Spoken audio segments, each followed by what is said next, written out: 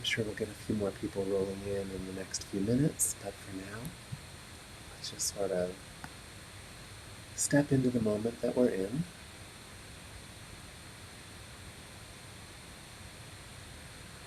Just slow down our breathing a little bit.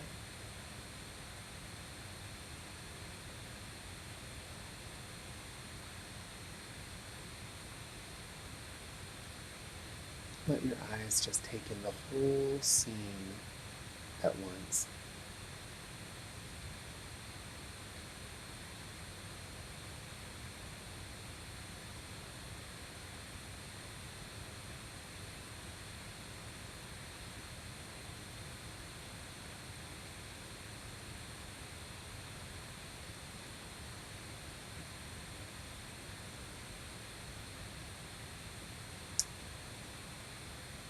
Now, Bob, I noticed you just signed on.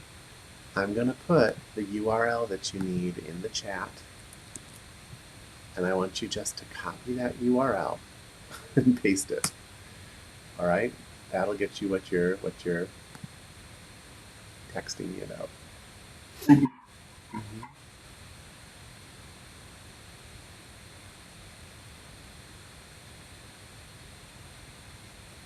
All right. For anybody new here, let's just talk about meditation for a moment. Meditation is an opportunity to see who you are beyond the shallow layers of your personality. Okay, you have this relatively dramatic life that bounces you left and right, to and fro, is filled with all this pushing and pulling, and all of it is so busy that you never even get a chance to realize that it's all happening just on the surface of the water of what you are. And that if you could just calm it down a little bit, you could start exploring this vastness of you, this vast aspect of what you are. If you could just stop needing everything to be a certain way, if you could just stop needing everyone to be a certain way, if you could just let it all go, shift your attention off of it, and let it all die down, so that what's left is a clear, clean surface that you can see right through. That's meditation. The way we get there is we just shift our attention off of the personality and onto something else. Literally anything else. It doesn't have to be something divine. It just can't be something where the dictates of your personality are constantly asking you to make something happen. In this class, we use the breath. So you shift your attention to the breath. As you breathe in, you're right there with the breath. As you breathe out, you're right there with that exhale. You're watching it so closely that you even begin to notice that there is this gap of nothing space in between the inhale and the exhale, and in between the exhale and the inhale. And as simple as that sounds, you're going to find it usually a little challenging. And the reason that it's challenging is because nothing in life has ever asked that of you. Your mind will come in and try and take you away from that chosen point of focus. And the reason it will do that is because it doesn't know who it is without your constant attention. It is the neediest brat in your life. And you're going to have to starve it out a little bit by just shifting your attention back to the breath, back to the breath, back to the breath.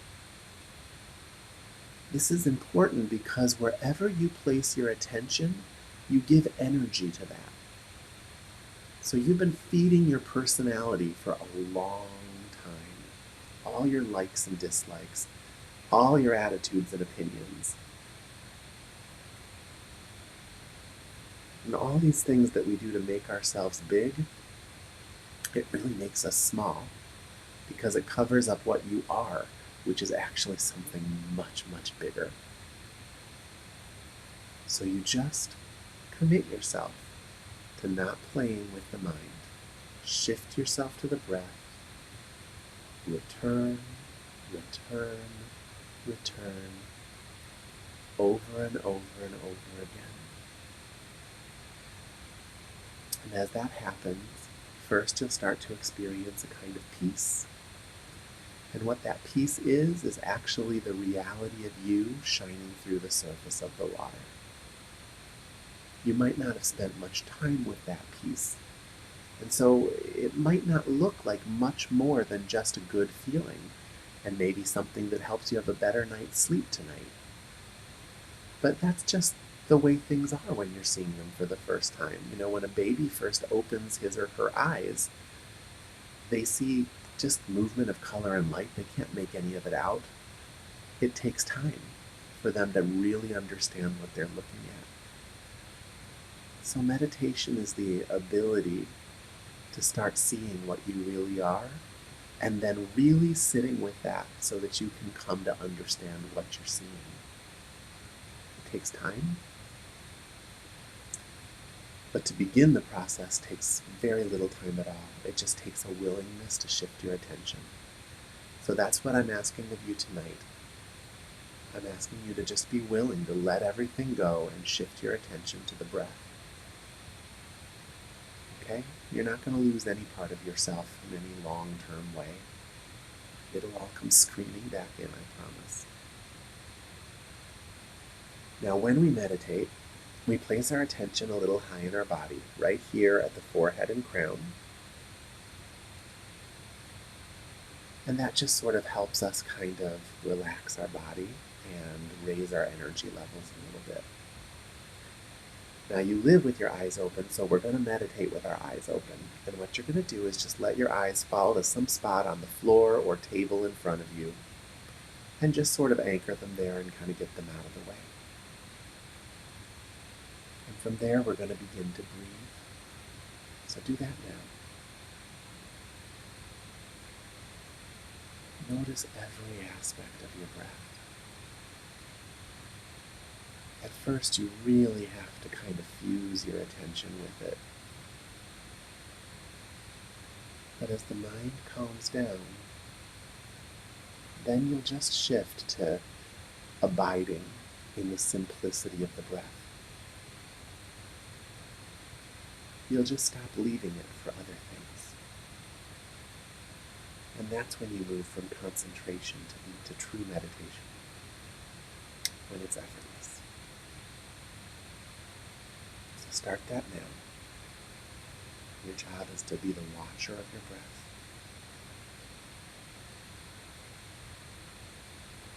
Start that now, and when our energy is cleaned off a little bit, I might offer a teaching.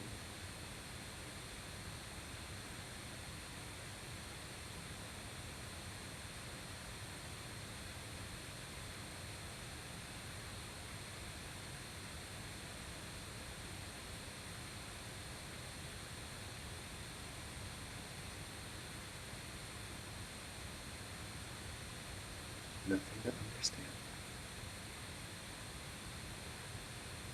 Breathe in, breathe out, and nothing else. Let everything else go.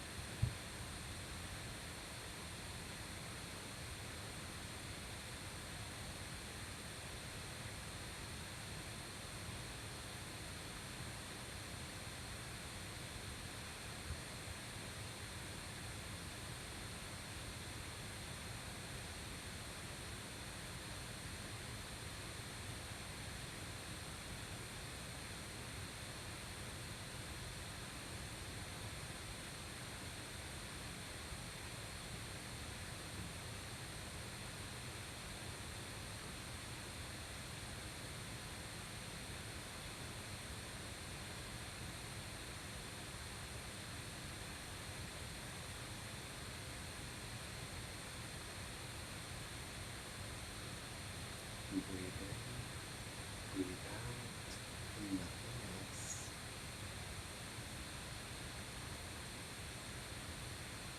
Let the mind be the mind. Let the body be the body.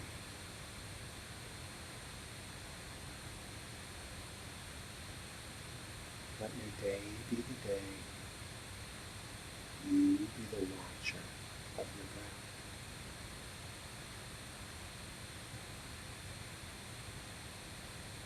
Nothing to figure out or achieve. Just the simplicity of the breath.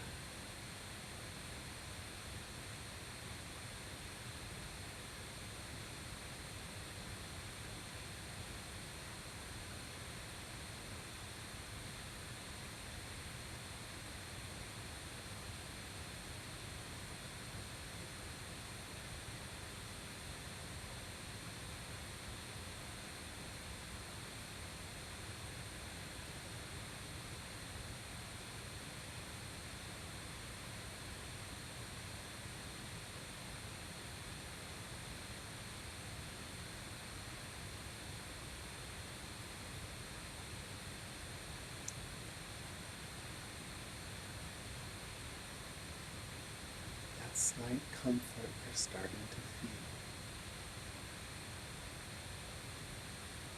is the resonance of the real you under the surface of the water.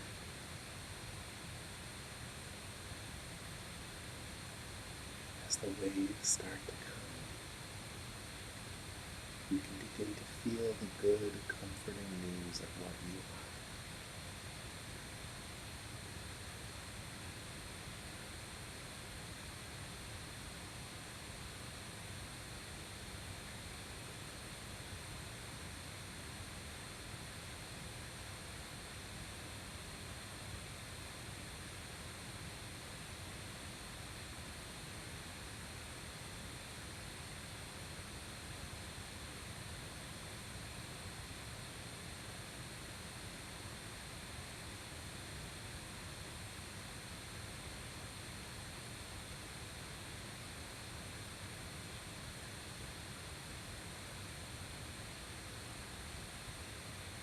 You are already complete.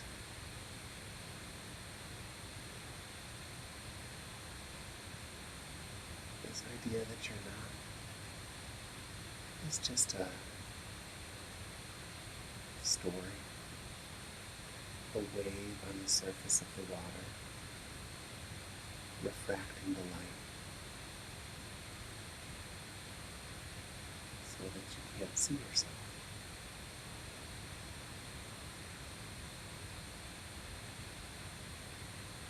You're not good, you're not bad. You are complete. You're all of it in perfect balance.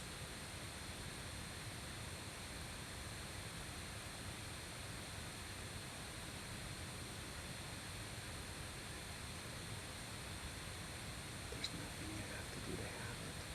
It's already yours.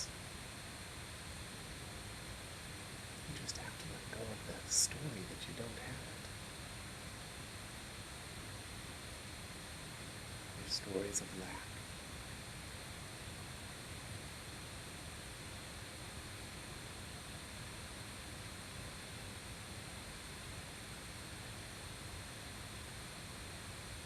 If they were real, shifting your attention from them wouldn't have such an effect on how you feel. If those stories were self-existent, you wouldn't be able to let go of them and feel the comfort of the ocean underneath the surface of the water.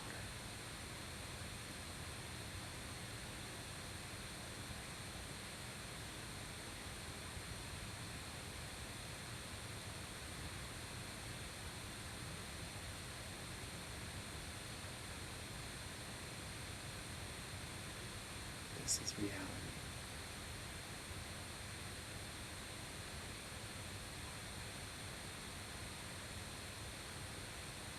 This is what doesn't need you to hold it up.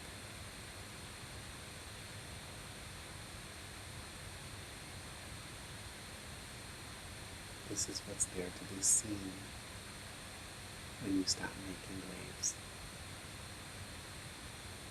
and splashing on the surface.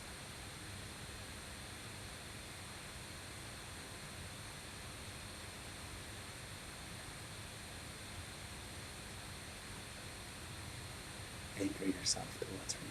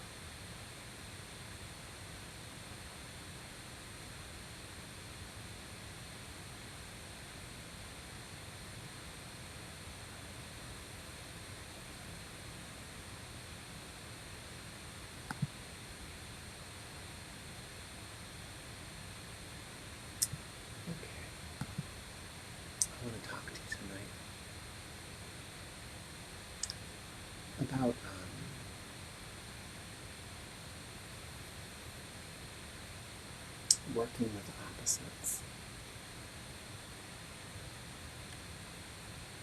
So this world of stories that you're all in,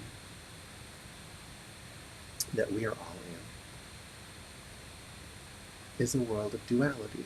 It's a world of pluses and minuses, hot and cold, good and bad, weak and strong, sinners and saints.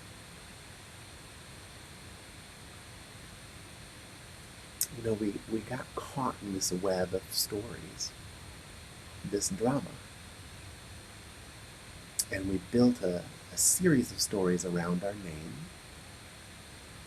And we think that we are just this main player in this drama that we created for ourselves.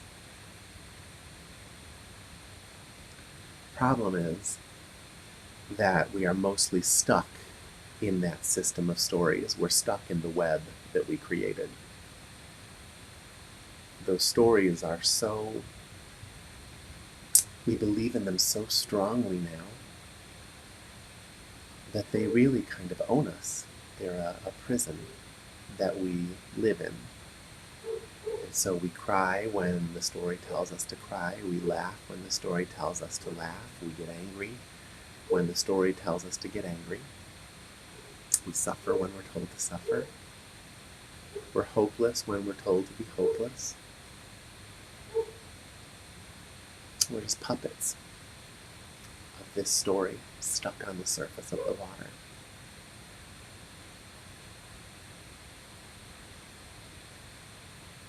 To get free of that, there are some skills that you need. One of them is meditation. But you're living in a world that is dominated by the story.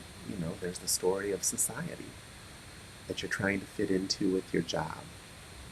So, unless you're going to go just sit on a mountaintop for the rest of your life, which I don't recommend, you're going to have to learn how to work with the story. You're going to have to learn how to walk through that without constantly being trapped. You will get trapped, but you'll know when it happens, and you'll be awake enough in that moment to just unhook yourself. Anywhere that you're trapped in that story is an area of your life that has gone dysfunctional. Spiritual teacher, it's not hard for us to see what the problem is when we look at someone's life. We just have to look at what areas is a person stuck. And that stuckness has to do with your ability to stand on either side of the coin, right? There's a heads and a tails. There's always these opposites. And for many areas in your life, you're fine on the head side. You're pretty good on the tail side too. But there are areas of your life where you will not touch the tail side. You insist on the head side. Tail side is just evil. Tail side is bad. I'm not doing it. Those are the areas where you find your greatest dysfunction. You have to learn how to walk comfortably on both sides of every coin. So what do I mean by that? Let's see. Okay, one example I've given in the past, actually, was in my 20s. I was somewhat lazy in the beginning. I had a hard time really making myself work. I would love to go back to that, especially this week. But I remember at one point, just feeling tired all the time. Like I was just exhausted all the time. And I would get a day off, and it wouldn't rejuvenate me in any way, shape, or form. I would still just be tired. And when I didn't have a day off, I didn't work that hard because I was tired and not into it. And at one point, I came to realize The only way for a day off to be a day off is if you have a true day on. And so I had to get really comfortable with applying myself when it was time to work, so that when it was time to rest, the recuperation was truly recuperative. For me, I really just put so much focus on rest, and back then I was calling that meditation and saying it was spiritual. We lie to ourselves early on. But I was avoiding the other side of that coin, which is actual application, stepping into unknown things, putting yourself through the headache of figuring out your day and making things happen, and really being on when it was time to be on.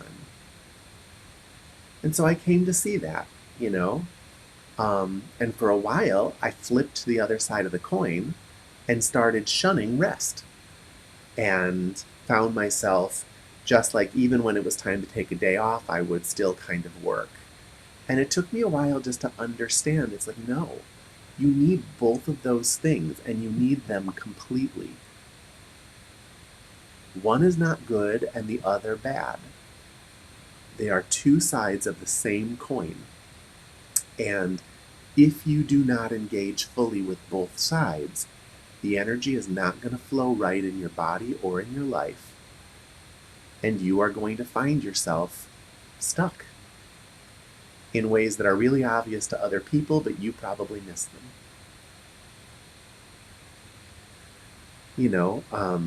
Right now in my life, I work with a lot of physicians, and I don't always enjoy working with physicians. It's a very toxic culture. Medicine is. But there are some physicians that everybody, everyone has, everyone respects them. These are people who do really good work, but, a lot of people do good work, but everyone knows these people do good work. And everyone wants to work with them. And these are people who have a tremendous amount of expertise. They come with a lot of force and knowledge and strength.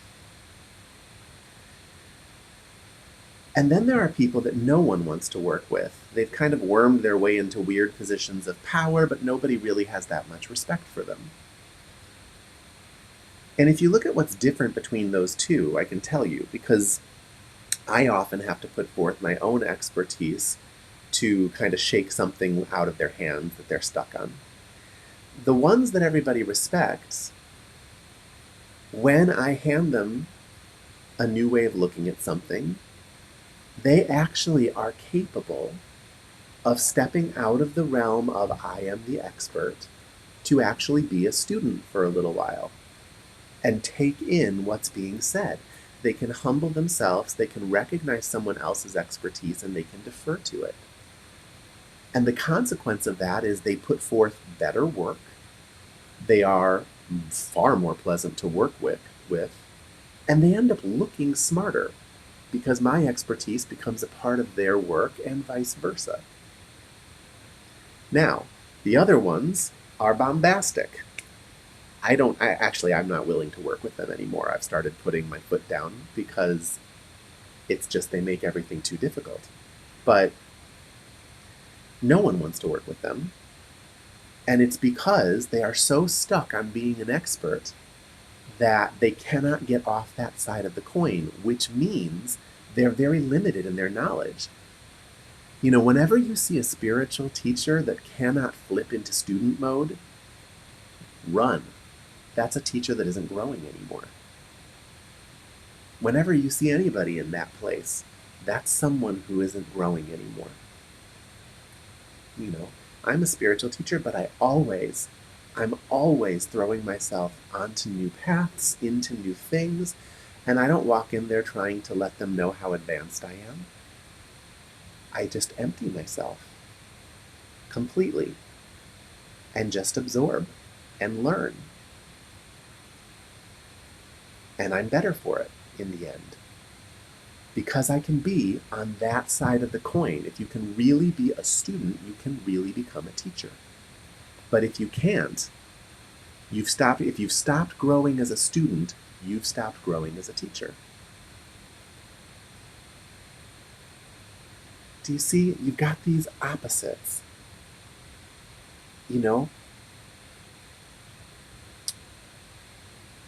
taking things for yourself can feel really selfish if you're not also spilling forward and really giving.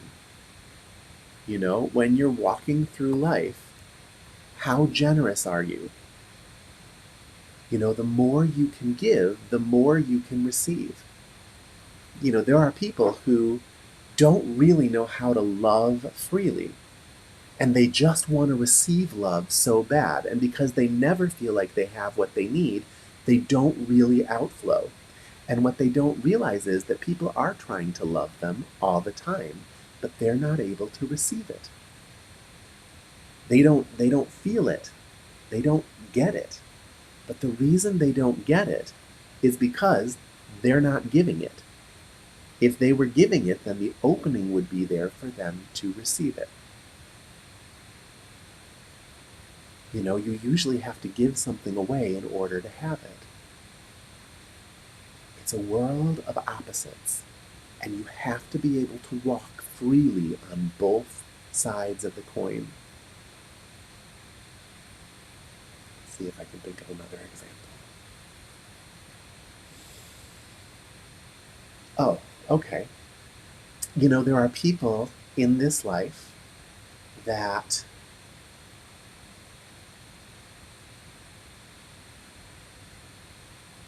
well, no, that's not a good example.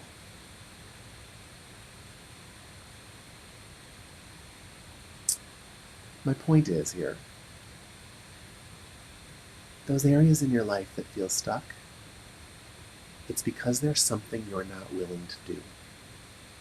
There's somewhere you're saying you can't go.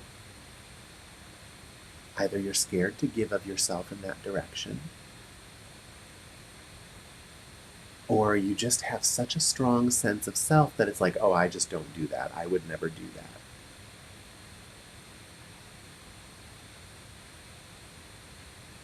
You have to be able to walk freely in this world.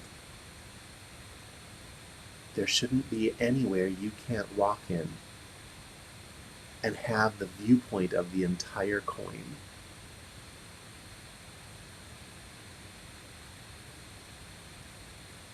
You know, some people get to a place in their spiritual life where it's just like, oh, I can't go somewhere unspiritual.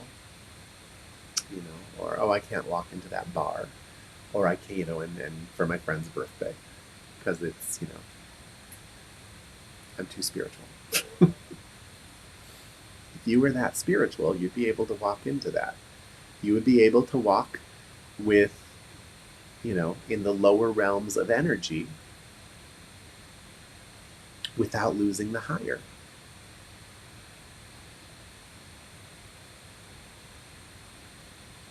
You know, if you're only able to walk in the lower realms of energy, if you only want to participate in bars and clubs and things like that, which again, I'm not saying lower is bad, and the idea of higher just makes you uncomfortable, then that lower is going to start to become dysfunctional.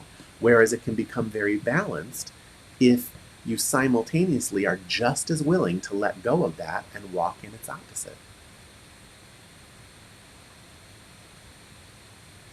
So one of the beautiful things about meditation is it is the ultimate opposite.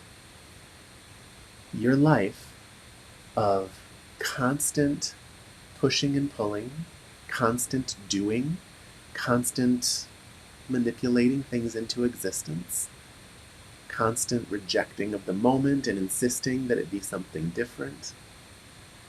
You know, it's this constant doing, mostly unnecessary doing.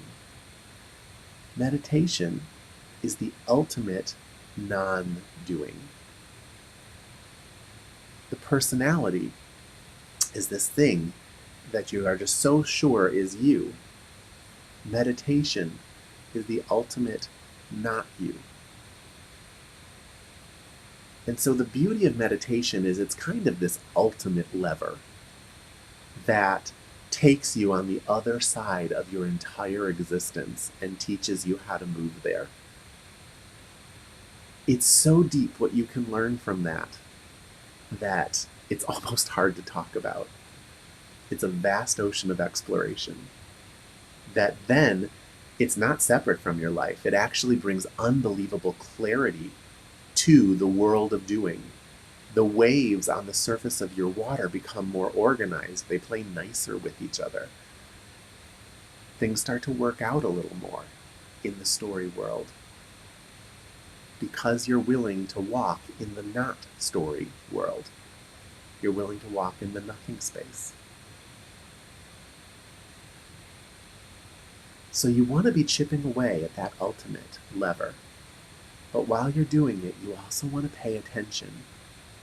Where are those places that whenever I even think about going there, I just start to sweat. I'm just not into it. It's just a hard no.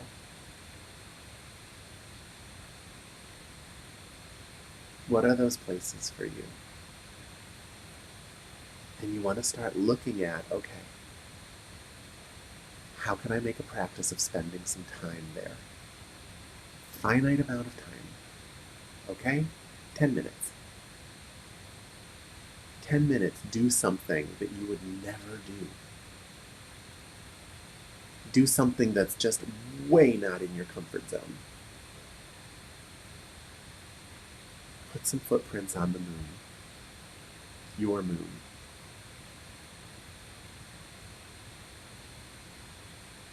You should be doing something like that every day.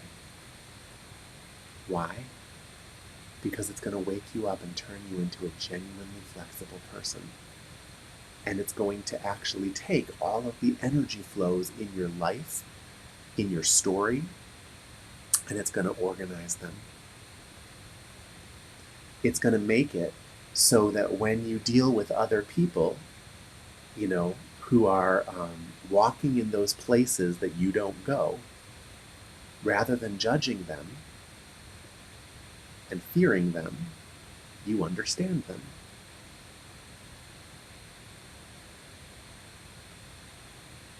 You have compassion for them. You'll come to a point and just see, oh, okay, just like I haven't been willing to walk on their side, they're not willing to walk on my side, and so they're stuck in dysfunction, but so am I. I need to be able to walk there too and be okay.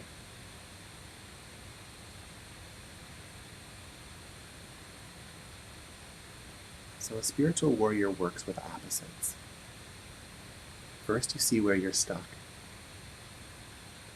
And then you just ask yourself, okay, what coin is this? Where is it I'm not willing to go? What's it the opposite of? What is the story I have in my head?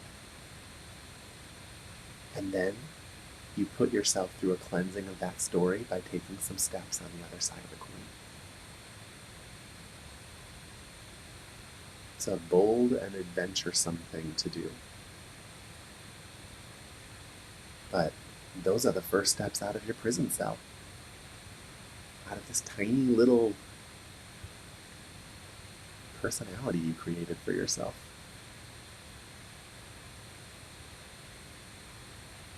The personality doesn't have to disappear. You just don't need to be bound by it anymore. Okay, when I first went back to school, in high school I was terrible at math and science, and I had this story that I just wasn't good at science. And then suddenly that story was going to limit where I could go. So for me it was, I'm not a scientist, I'm a musician. I'm not a scientist, I'm an artist. I'm not, that was my story. Back then, that was my coin. It was right brain versus left brain. And part of my right brain wanted to become a dietitian at the time. And when I looked at the courses I was going to have to take, it was General Chemistry 1 and 2, Organic Chemistry Lab, a whole bunch of biology courses, and then a bunch of nutritional biochemistry courses. I had to let go of the story. I had to just walk outside of my comfort zone. And I did it wholeheartedly. And it was amazing. I decided to take a preparatory chemistry class so that I could just build from the ground up. So that by the time I got to Gen Chem 1, I was challenged, but I had a leg up. By the time I got to Gen Chem 2, because I was so wholehearted in Gen Chem 1, I understood Gen Chem 2 better than anyone around me. And by the time I got to organic chemistry, it was the most brilliant science I had ever seen in my life. And I learned how to think in equations. Everyone else was having to just memorize things for the exam. I actually understood how it all worked. I brought it into my meditation. I integrated all of that so that it was one whole coin. Now I teach nutritional biochemistry at a university level. I also teach physiology and pathophysiology at a university level. But that was not part of my story. I had to see where I was stuck. But I was I was practicing spiritually at the time, and I knew that those stories aren't real. So I was scared, but it's okay to be scared. It was stressful. I'd probably have more hair now if I hadn't done that. But, that's what we're here to do. We're here to grow. We're here to experience both sides of every coin.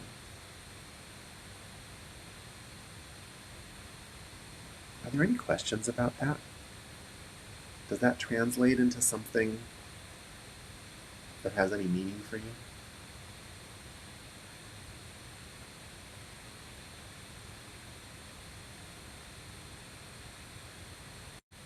I feel like it makes sense to be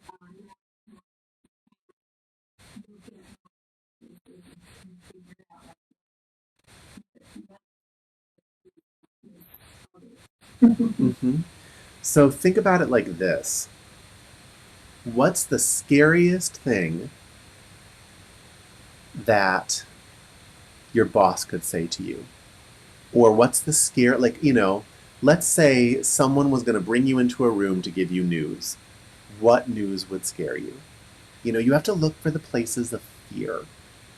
So, sometimes I'm afraid of my email, right? Because I have difficult people that I deal with, in my work. And, you actually just develop aversions, to people just like you do foods if they make you nauseous. Uh, and I often have to just say, okay, now I'm going to check my email, even though I'm scared there's going to be an email from X, Y, or Z. It's not that those feelings always go away. You just learn how to walk into them, you know? But you have to figure out what that is for you. So it's like, think about the last time something happened and you started to kind of heat up inside, maybe, because you weren't sure what was going to happen or you were scared something was going to happen. That's where you want to start looking. What is it that would be so horrible if that happened? What is that story? What is that place that you don't feel prepared to go? And then find some safe ways to start putting yourself in that situation, to start functioning on that turf. But there's definitely some detective work to do. Now, one of you put in the chat, I'm afraid of being busy. Yeah, that was one of mine. That's one of mine too. Let me tell you something about that. So,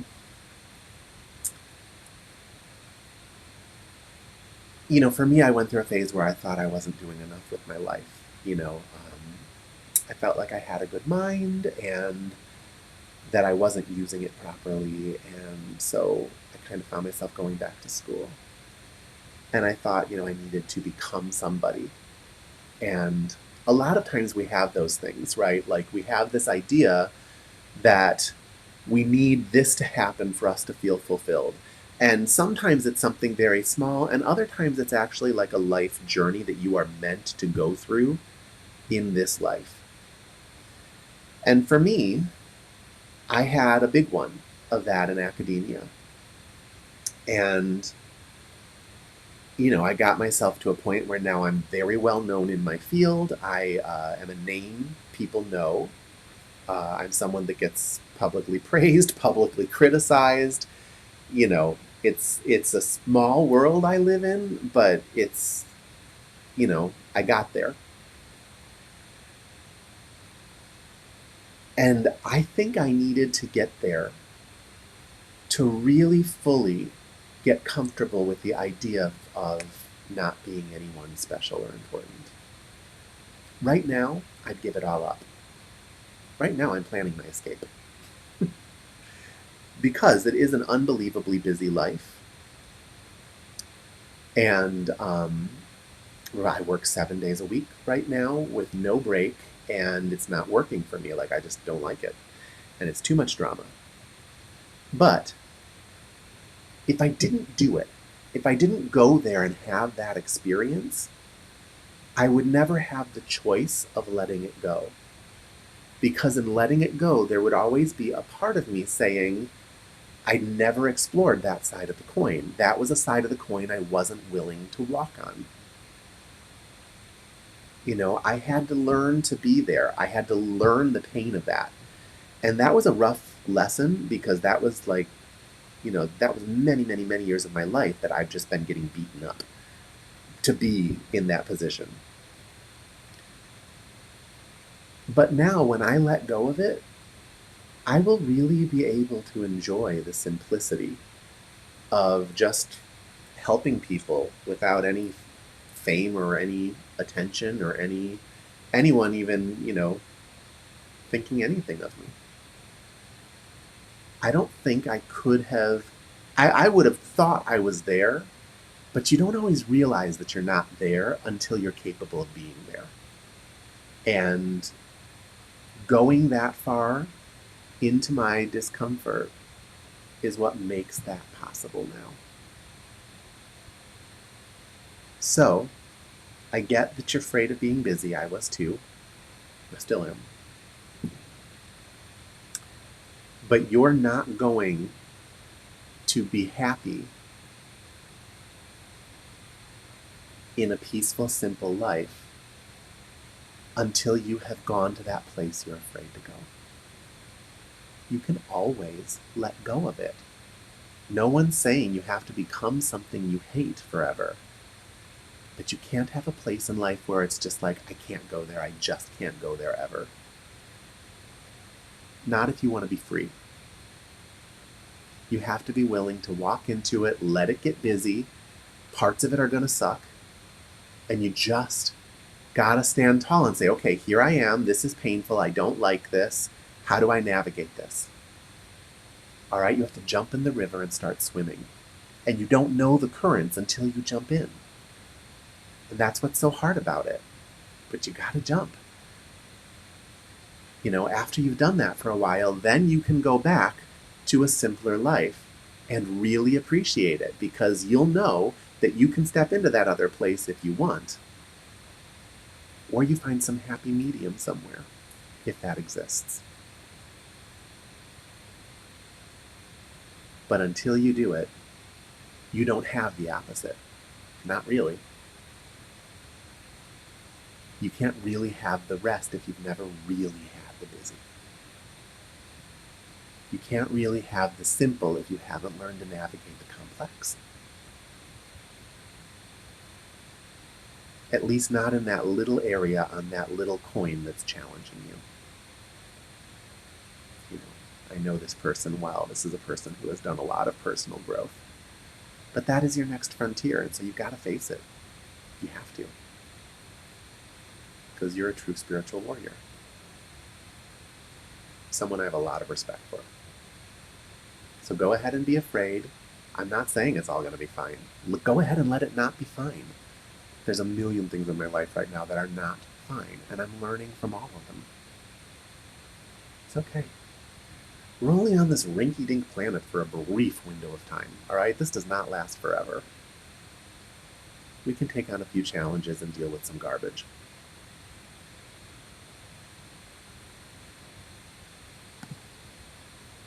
What else, guys? Any other but what about thises?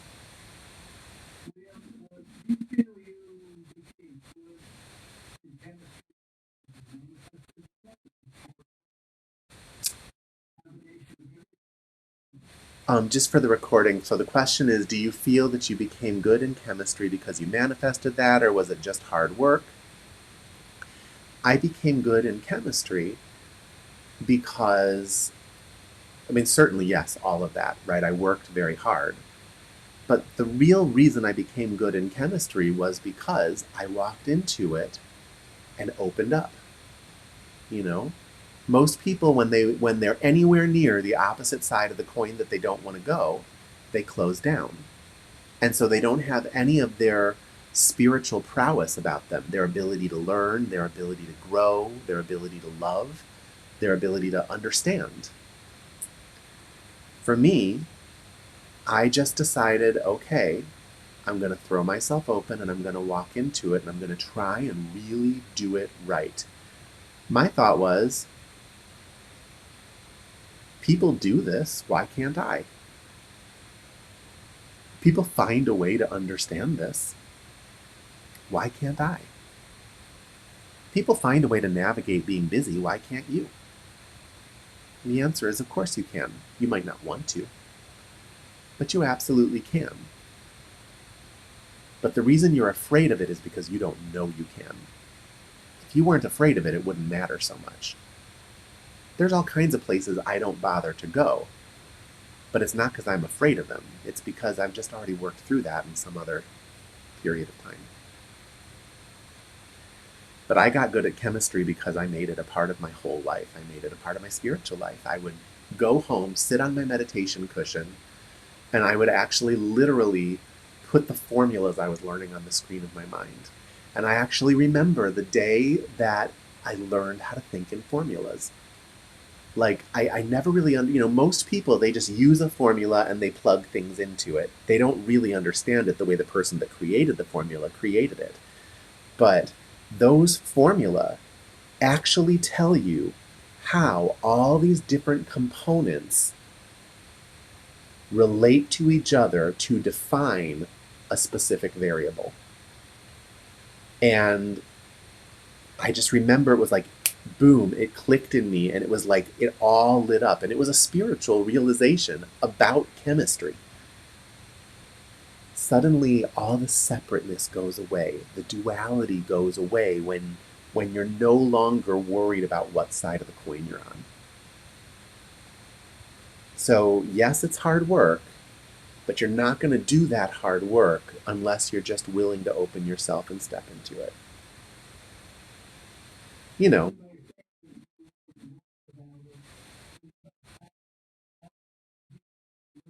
it's not that I wasn't worried about it. I was a nervous wreck. I really believed I was terrible at it.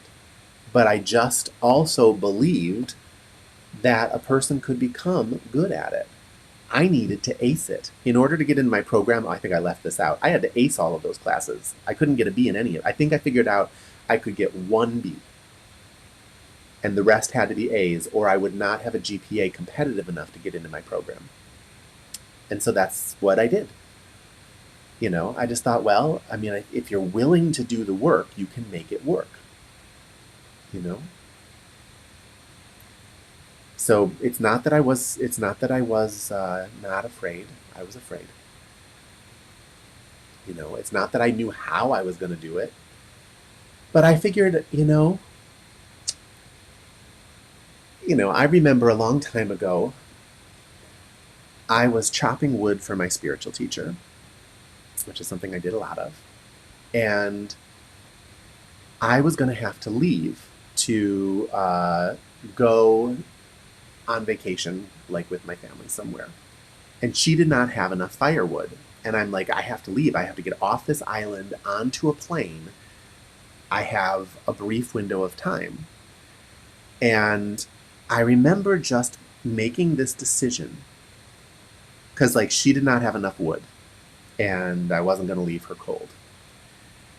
And so I just made this decision. Okay, I'm going to chop this wood, but one way or another, I will make sure my teacher has wood. I will make sure that my teacher is warm.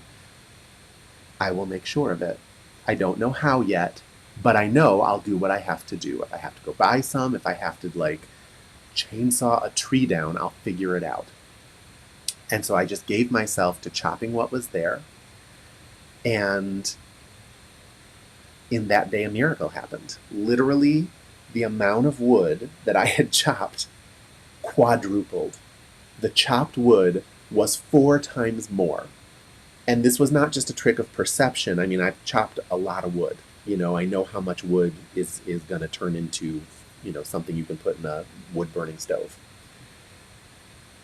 And that just kind of taught me that, as long as you go into it just knowing, all right, I don't know how I'm going to do this, but I'm going to show up and I'm going to figure it out.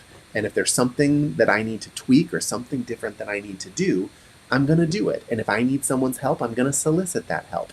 And if I need to get a tutor, I'll get a tutor.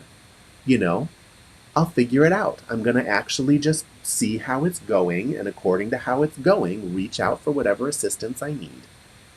Um, and if you just know in your heart that you're going to do it, you're still going to be afraid, but you at least have some trust in yourself that you're going to show up for yourself and show up for what you're trying to do.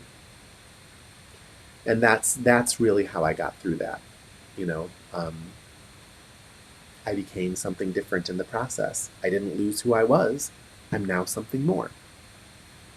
My PhD did the same thing to me. You come out of it something different than you were before. And that's what happens when you're just willing to step into the fire like that. Just knowing, okay, I'm going to figure it out. If I have to douse myself in water so that I can stand in the fire without burning, I'll douse myself in water.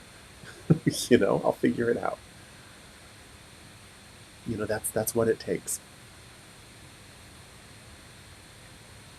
So my advice to you, you don't necessarily need to be as bold as I was, but find something. Find some area that you can stretch yourself with and step into it this week. Ask yourself, okay, what would be something within that arena that would be completely just like something that would scare me to do? Maybe something that isn't a huge commitment in the beginning, but something that would put me on that terrain. Something I'd have to respond to and show up for. Maybe it's even initiating a phone call to somebody or some relationship that it scares you. You're scared that they're going to call back because then something is started. Why don't you play with that this week? And meditate. Meditate is the ultimate opposite side of the coin. But then bring that new thing into your meditative state. That thing you're afraid of, put it on the screen of your mind in your meditation and just sit with it. Give the meditative state, give pure awareness a chance to just clarify it for you a little bit. You'll be amazed at what you start to see.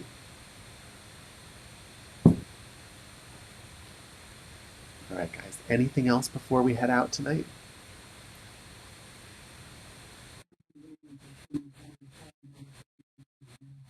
Of course.